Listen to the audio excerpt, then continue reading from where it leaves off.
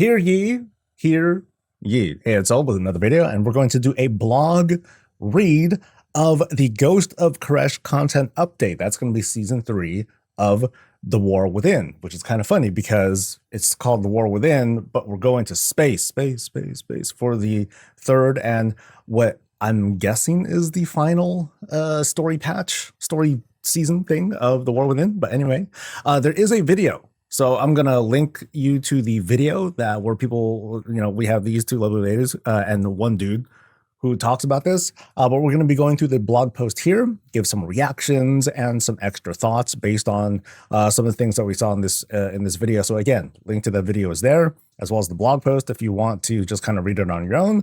But let's take a look at what is going on. Continue the War Within campaign. In the Ghost of Karesh, the campaign continues as more pieces to a troubling puzzle fall into place. With the release of this content update, players will be able to immerse themselves in the War Within story as it leads to the next chapter of the World Soul Saga, Midnight. So yeah, this is going to be the last major story patch. There's some unfinished business to be had on Karesh, and the specter of an old enemy looms large. Forces with ill intent are determined to bring forth Dementius, the all-devouring, once more to finish off the Ethereals. Should he arise, Azeroth will also be in peril from this dangerous Void Lord. All right, so we're going to a new zone. We're going to Karesh. As for how we do it, not quite sure yet. But I'm guessing we're kind of on the chase for the Dark Heart, and of course there's the threat that is coming to the ethereal homeworld and to Azeroth by consequence. All right, home of the Ethereals. Karesh is a fragmented, void-touched world just waiting for players to explore what remains of this little-known land. With shadowy forces working towards bringing Dementius back into the world, players will need to gather their allies in a bid to put a stop to him and his followers. He has a gender, that's cool. You'll fight alongside Illyria Windrunner and her mentor Locust Walker, among others, to end the clear and present danger he poses. Players will also have the opportunity to explore Tazavesh, the Veiled Market, work towards restoring the ecosphere in eco-domes, go phase diving, and more. So Tazavesh is going to be like kind of the new hub. It's pretty awesome. All right, so speaking of, we're going to return. Not just a dungeon in the Ghost of Karesh content updates, because we are going to run that too. Tazavesh, the Veiled Market, has been brought from the Shadowlands to serve as a home base for adventurers. Glowing, glimmering shields of energy protect the city from the dangers of the cosmos beyond, allowing the many survivors of this land to have a degree of safety behind them. You'll forge through the campaign, gather allies, hunt down the mounting threats found in Karesh, and set the stage to take on Dementius himself, all from this iconic ethereal and broker hub of activity. All right. A massive facility built upon the planet. Oh, actually, the new raid. Here we go. It's called a Manaforge Omega, or MO, or MFO, something like that. A massive facility built upon the planet to harvest cosmic energy. Players will fight their way in and through this raid and dungeon to take on the Shadowguard Ethereals, who have set their efforts toward reviving Dementius. You'll join with your allies to ultimately fight Dementius in a cosmic battle of truly epic proportions to stave off what could be the end of Azeroth as we know it. In the video, they described Dementius to be like super big, as in like as big as like Stormwind or something like that. So not quite sure how the encounter is going to be. The vibe that I was getting, though, when they mentioned it was, well, N'Zoth was like really big too. We were like standing on his body. We were, moving into his body and going into his core and all that stuff. So it might have like that sort of vibe as well. Now, here's something I'm interested in. This new upgradable artifact called Reshii Wraps. Harness the power of the Ethereals and see the world through their eyes. An artifact cloak, Reshii Wraps can be used to transform into an energy form much like the Ethereals to interact with the world in a new way. You'll use these wraps to take on a new type of content, phase diving, as well as use them in the Manaforge Omega raid, the open world, delves, and more. The Reshii Wraps will upgrade and scale with you and include new visuals as you progress through content. So this is going to be the big MacGuffin thing, and something that I immediately got some parallels with the Ash Ketchum, whatever the heck that cloak was called, back in the Visions of N'Zoth update. That was a patch 8.3 during Battle for Azeroth. Now, something I don't think we're going to see very many details on is how we progress this cloak and how it interacts with all the other content that we're going to be getting in this update. My fears, or at least like kind of the anxiety that's building up in me right now, is the flow of the 8.3 cloak was very slow. It was very gated. I'd say the most punishing thing is that it was very much tied to like outdoor content and whatnot, where it was required to like really farm that stuff really hard to get a certain thing. Then we had to do content, as in horrific visions, in order to power it up. There was this very cyclical and slow flow. So I'm wondering how they're going to handle it here. No idea yet. But as we learn more, I'll be giving updates, especially as we get into the PTR, because this seems to be a very deep system that that'll manage a lot of what we do. From the impression that I got too, and from an interview from Mr. GM that he did with two of the devs, it seems like it might be a little bit related to how we'll navigate through the world as well. And by that, I'm talking about flying. Flying seems to be just like a thing here. I wasn't quite sure if it was like, hey, can we just get on our flying mounts and just go wherever?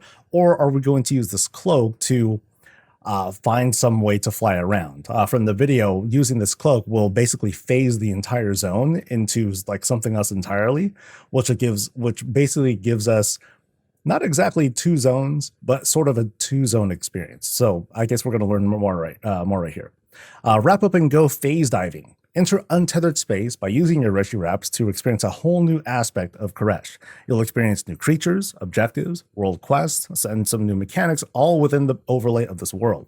You can expect to see anything you normally would in the world, such as treasures, rare creatures, or objects, but there will also be some unique opportunities to be found, such as Warrant. Aid the Constable of Tasavesh by hunting down notorious monsters for fun, and Profit. So, the cloak and the mechanics that come with it, they're going to add like another layer of different activities, kind of fun things to do.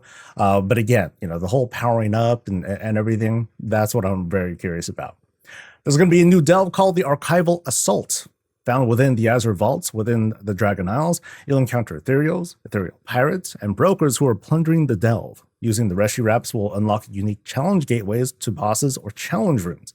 You may also get a glimpse of your friends within the delve, as well or even more in them as you observe their ghosts from where they died. This is going to be a very interesting kind of a Dark Souls vibe, where you go in and then you see like the remnants of other players as they got killed. I don't know if they can leave notes or weird messages or ways to like control others. Interesting that this is found in the Azure Vaults. So does that mean, I guess the question I have is, how are we going to travel easily to the Azure Vaults and the Dragon Isles? Is that the way we enter the delve? Is there going to be another entrance? Is there going to be an entrance to the entrance, as in there's going to be like some portal in Dornogal that takes us to the Azure Span, and then we go in from there? Not sure. Or it's just like some gateway that'll just lead us right in. I'm not sure, because the whole delve aspect involves us entering from the outdoor world, not exactly going to an instance. But I guess it's kind of a weird spot for a delve to take place in. It's like, why are we here, Bran? Shouldn't it be like, like a Dragon Scale expedition or something like that? Last line here, there's unfinished business with Nexus Princess Kaiveza as well, and you'll take her you'll take her one-on-one during the season. So she's going to be the nemesis kind of person that will be taken on tier 11 in the hardest difficulty. So for those who are familiar with fighting her in the raid, it'll at least give you kind of a sneak peek as to the kinds of mechanics that we'll be dealing with, on top of all the other brouhaha that'll be on top of it. So there's another new system, zone system called Ecological Succession. Help Venari bring life back to Karesh with her eco domes. You'll help fill them with creatures that thrive within the ecosystem. You'll scour previously traveled zones to bring back animals to live within the ecodomes and aid them in adjusting to life in Karesh. It's up to you to help transform this barren ecodome into one filled with life and promise for a new future.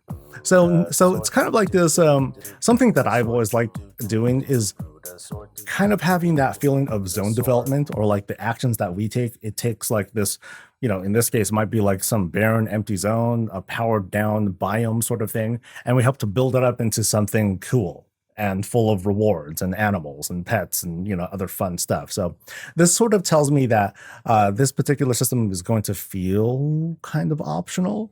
As in, we don't need to put a whole lot of investment into it if that's not our vibe. But for those who it is, then this is like kind of a cool thing. All right, so for season stuff, we have the new dungeon called Ecodome Eldani. So it's going to have like this sort of outdoor vibe as well, which is cool. Season 3 of The War Within brings with it a new dungeon. It's a 3-boss dungeon where you encounter a variety of creatures, including devourers who are consuming the life found there. You'll also face the wastelanders who have dug in and learned their purpose within the Ecodome. This new dungeon will be available immediately in normal, heroic, and mythic 0 difficulties. So they're kind of doing the sort of different preseason where mythic zeros are going to be at least accessible, kind of like what they were in season 2. And I think they described it in the video that season 3 rewards will be immediately available even during that first week. It's just that the raid and Mythic Plus will not be open. So people will want to just kind of start diving in and start doing Mythic 0 and, you know, other stuff to get these rewards. They can start progressing towards this higher gear level almost immediately. So here's the dungeon pool. So we got, as for returnees, we have Halls of Atonement, Tazavesh 1, and Tazavesh 2. So those are going to be the 3 dungeons that'll, you know, I guess they're kind of themed for this patch, but not really. Halls of Atonement feels kind of like sort of out there. The returning dungeons are the ones that people have voted for, including Arakara, Dawnbreaker, Priory, and Floodgate. Halls of Atonement seems weird, but honestly. Someone in chat, they mentioned how Seat of the Triumvirate, that didn't happen to be there. I find that a little odd. I'm also, don't find it odd, I'm just kind of sad that it's not going to be like another new dungeon that has been, you know, an old dungeon that was converted into a Mythic Plus dungeon. That would have been awesome too, to give, you know, kind of spice things up. But I guess bringing back Tazavesh, maybe that's nice. I don't know. We've kind of seen it a couple times now.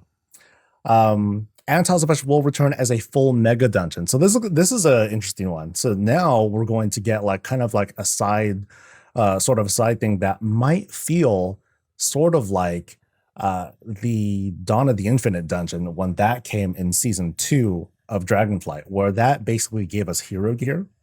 So we might get something similar in this vibe too, where, hey, run the dungeon. They said it was going to immediately come in hard mode.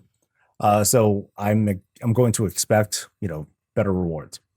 Checkpoints are also checkpoints are also evolving into waystones with more visual representation of unlocked checkpoints. A new icon will appear on the map showing you where waystones within the zone can be found as well. So as you progress, you're going to see this kind of thing here. Chances are when you walk by it, it'll light up and be like, yay, if you wipe, this is where you end up, and that'll be it. New class updates. Ghosts of Karesh will feature updates for multiple classes, which focuses on new gameplay for several specializations, including Shadow Priest, Brewmaster Monks, Frost DKs, Unholy DKs, and Protection Paladins. Come on. Yeah. New class sets are coming here, and we'll take a moment to try to identify like which one's which. I'm pretty sure, not 100%, but I'm pretty sure that this one here at the very left, that's Paladins. They just look very alliancy. This one here, I'm going to say is probably Priest. These look like Rogues. This looks like Mages. This one looks like Demon Hunters. This one is definitely Warriors. We know that one for sure. This one looks like Druids, maybe Hunters. I'm going to say Druids first. Warlocks are over here. And here, I'm not sure either. This one might be Monk. It could be Hunter. Could be Shaman as well. So some of them we're like pretty sure about. Others not so much. Like this one this one is obvious. This one screams Demon Hunter to me. This one definitely feels like a mage, and I can't imagine Death Knights looking like that. So with the new season also comes a new set of class gear. These new sets will feature set bonuses that will align with your chosen hero talents instead of your class or specialization. So another risk on Blizzard's part. I'm hoping that they have a very cool tier set bonus for Lightsmith.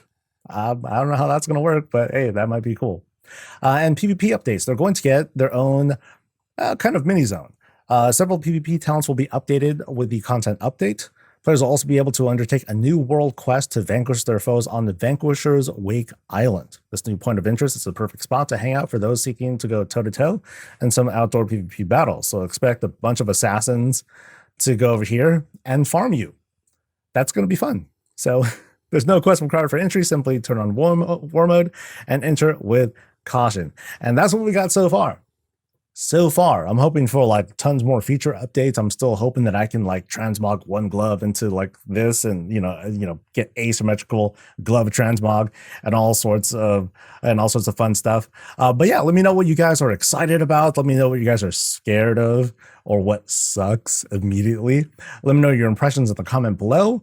So far, as usual, I'm excited, but I'm also just kind of waiting to see like, okay, what's going to happen, especially with that cloak progression, because that always, the pacing of things always tends to set the tone and tends to either get people hyped up or really discouraged about what's coming new. So that's going to be it for me. Please like the video, subscribe for more stuff, catch me live, and I'll catch you later. Stay safe, stay healthy, and stay breezy.